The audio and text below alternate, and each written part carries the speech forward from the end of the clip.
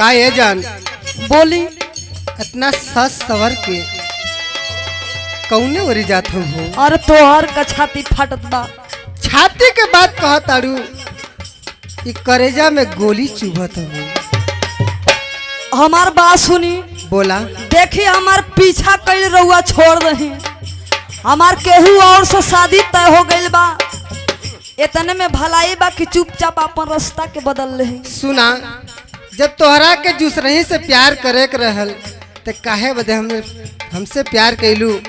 हमार बात के गौर से सुना, हम तो से का कहे चाहतनी। बोली। जान जान मारे तोहर जो बनवा, सुना तारू, जान जान मारे तोहर जो बनवा, जान जान मारे तोहर जो बनवा, कैसे के मनई बह मनवाना।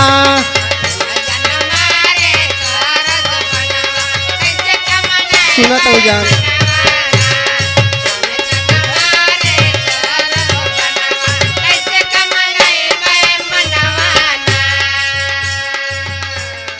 देखिए जान। बोला जान। तनी हमरो मजबूरी के समझी और रउआ अपने दिल के कंट्रोल रखी। कैसे? सुनी। बोला। हमारो रखा गइल शादी वाला दिनावा, हमारो रखा गइल शादी वाला दिनावा, पिया के भवनावा जइबे ना।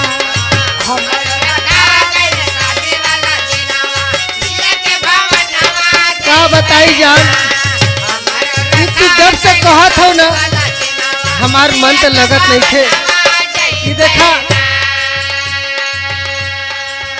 ये जब से तू हमसे कहत हो ना, ये सुन के हमरा दिल में बहुत तकलीफ होता। हम का बताई तोहरा से कितना कही, समझदार हो तो तू खुद समझ जाबू। सुना। बोला। बोली बोली, हम एकदम सुनत हनी। का बोली? अब जोहन कहे के बा तू कहबू तो हम सुनबे करब, दिल पे पत्थर रख के तो सुतबे करब।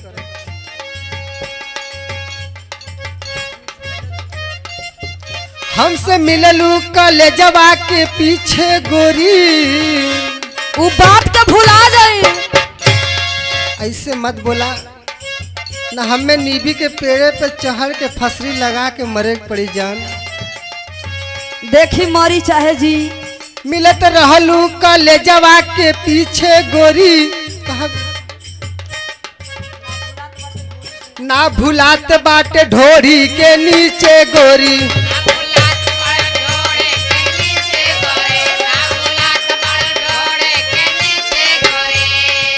सुना जान, हमारे बात के समझ जा। तोहरा बिना हम फांसी लगा ले। मिलत रहलू कलेजवा के पीछे गोरी, ना भुलात बाटे ढोरी के नीचे गोरी।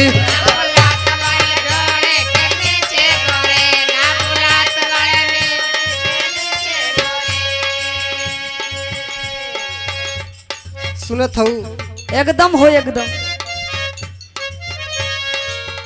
बरस जवानिया के हो पनिया, सुनत अड़ू, बरस जवानिया के हो पनिया, जैसे बरस सवनवाना।